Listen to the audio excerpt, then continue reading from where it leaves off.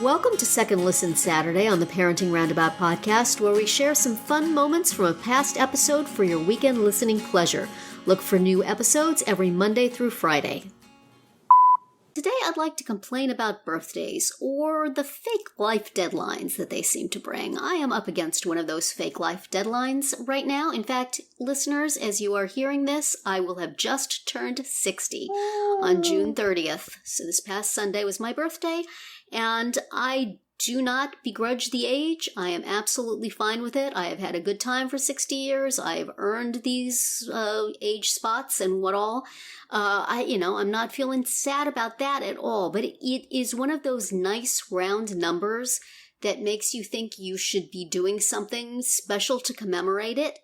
And I had nothing. It's like I've been trying to think, well, my husband always asks, what do you want for your birthday? And it's like, well, I can't just ask for, some small thing. It's 60. I should be getting something special. And I just, I keep looking at things and, oh, that's not special enough. Or, oh, we really don't need to spend money on that. Or, so it's like there's been that stupid pressure on even a gift.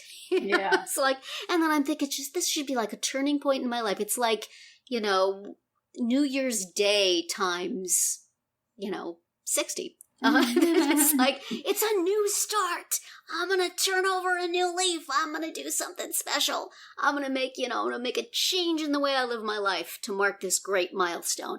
And again, I got nothing. So, I wonder why we put this much pressure on certain birthdays or certain life events that they're going to change our lives in some meaningful way, when really it's just, really this was just the end of my 50s, right? It's just the hat on top of the 50s. It's not really the start of a new, well, I guess it is. I don't know. I just, anybody got any ideas? What should I do with my life now, y'all? Now that am I officially a senior? When is one officially a senior? 55? Is it? Well, it depends. It used to be 55. I think it's 65 now. Yeah, it depends on who's counting. You see, my husband turned 65 this year and has no such existential crisis. I wonder if it's like, if you're a person who does New Year's resolutions, do you also feel this extra? Because I'm not really a New Year's resolution person. Yeah, I am. But I don't necessarily make them, but I feel that I should. Right.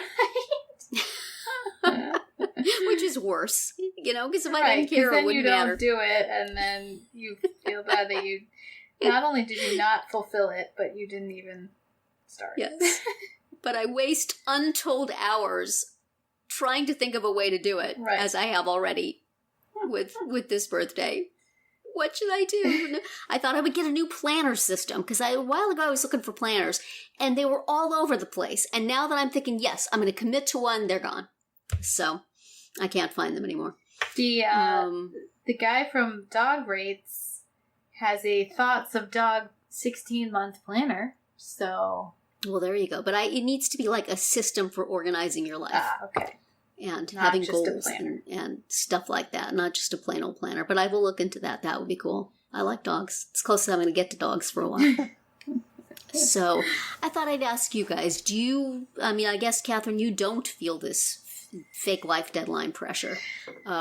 Nicole, are you having a, empty nest coming up, I need to do something special with my house kind of feeling? I'm definitely going through something. I am, and I don't know if it's because everybody else around me is starting to talk about it, because I didn't feel like this when Josh graduated.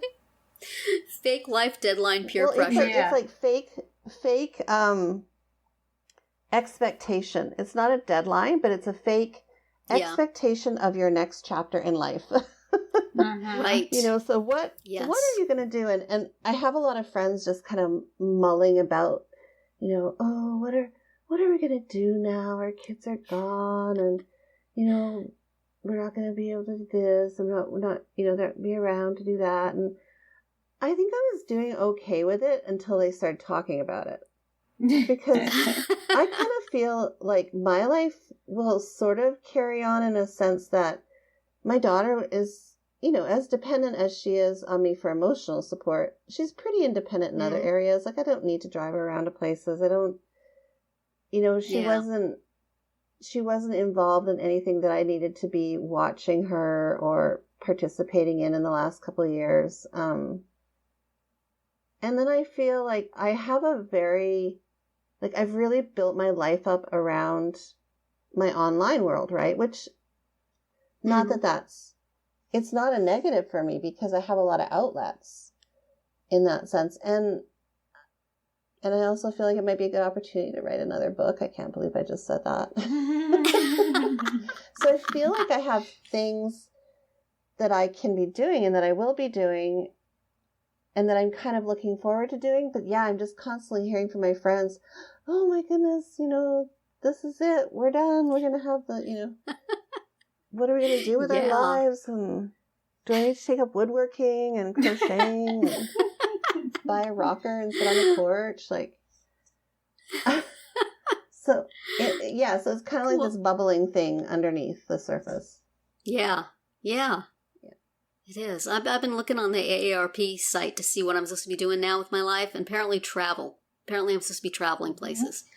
Lots of travel benefits with your ARP membership. Oh. I was like, I don't like traveling. I don't want to go anywhere. Yeah, see our discussion last week about why travel isn't annoying. Do I have to? It's like, is it worth joining this club if all I'm going to get is benefits on airlines and rental cars and Denny's? I know. I don't think there's even a Denny's near me. I'd have to travel to get to the Denny's to get the free breakfast. I feel like you should ask me in a year because that's when I'm going to be turning 50. We're just sowing the seeds of anxiety for you now, Catherine. They will come to full bloom.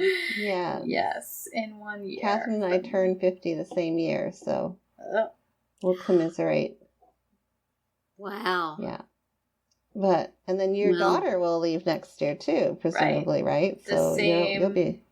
The same summer that I turn 50, we'll be packing her up and shipping her out. So yeah. Wow. Whew.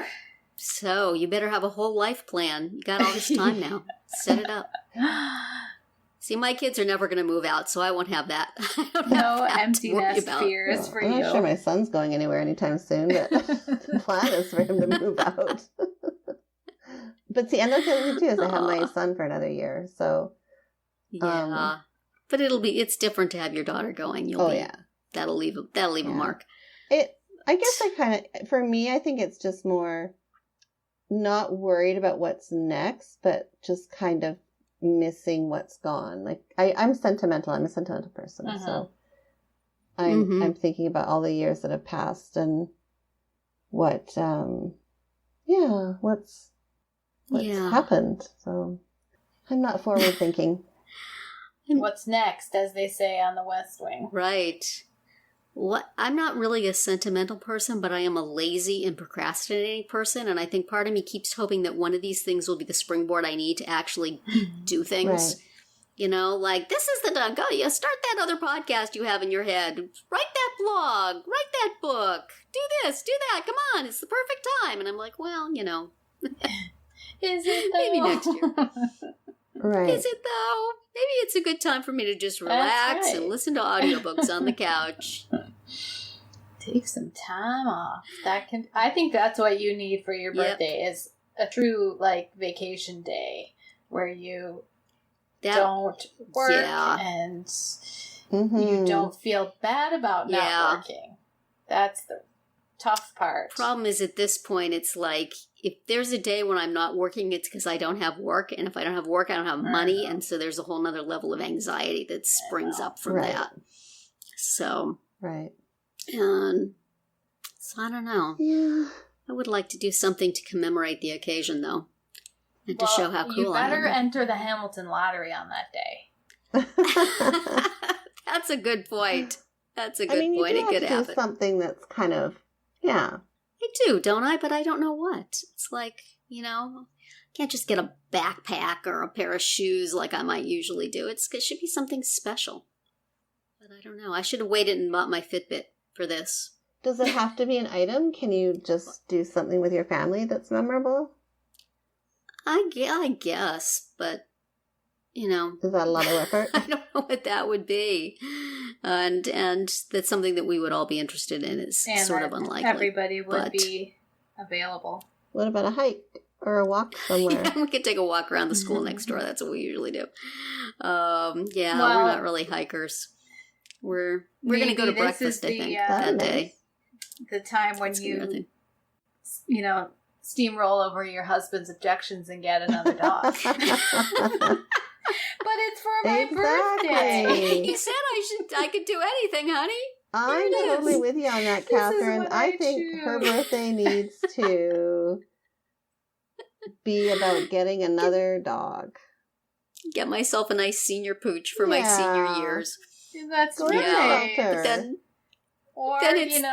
the tortoise was a real easy pet. She's gone now, right? Bathtub. But when she was in there, she was sort of a nice little companion. There's a degree these all seem like they're going to make more work for me, though. What about just a pooch so I can stop cleaning? You just had to give her some lettuce once a day, and she was very happy. Okay, That's you true. know what? I would not normally suggest this, but I'm really loving having a cat. They are so easy, and they're so less work than a dog. I've had cats. I've had cats in my life. When I was single, I had a cat, and that was just cat perfect. Curl up on your lap while you're working, or just beside you while you're sleeping, or just low-key.